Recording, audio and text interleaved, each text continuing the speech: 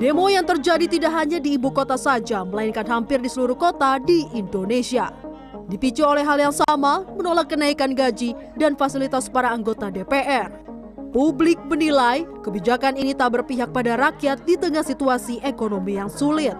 Menurut Andi Richardi, seorang jurnalis senior, situasi kali ini bisa dikatakan mirip dengan situasi pada masa reformasi tahun 98. Rakyat yang saat itu berada dalam kondisi ekonomi yang sulit bergabung menjadi satu suara dan melakukan aksi yang merata di hampir semua kota-kota besar di Indonesia. Selama 32 tahun menjadi jurnalis, Andi melihat kali ini respon pemerintah cukup cepat dan bahkan tegas. Sehingga kekhawatiran terjadinya eskalasi besar dari demonstrasi ini bisa diredam. Andi menyoroti penggunaan media sosial yang justru adalah pemain kunci dari aksi massa kali ini. Kemudian kalau kita bicara tentang medsos itu menurut saya sekarang adalah kartu truf, tergantung kemana Anda membawa.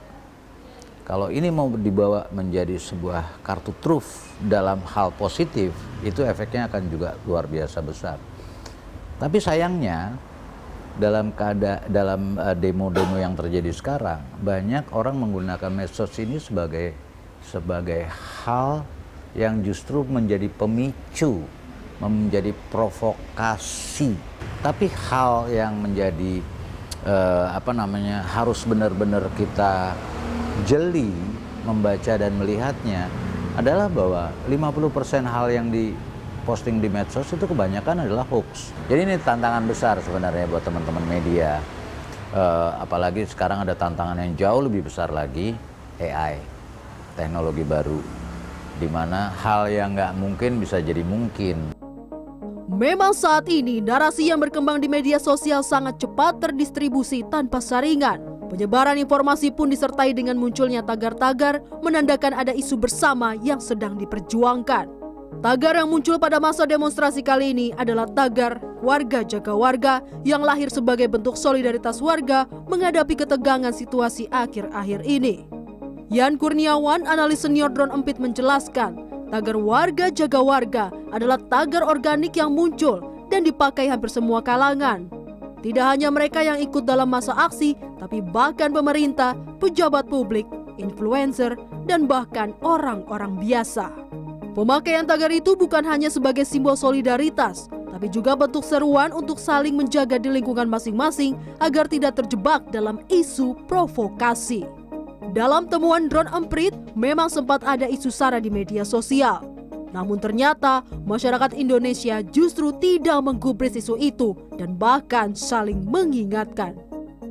Kalau saya pribadi itu melihat inilah sebetulnya bagian dari kekuatan masyarakat kita. Masyarakat kita itu ternyata punya pola self defense mekanismenya sendiri. Self defense mechanism kita itu betul-betul kelihatan ketika ada masalah itu gitu.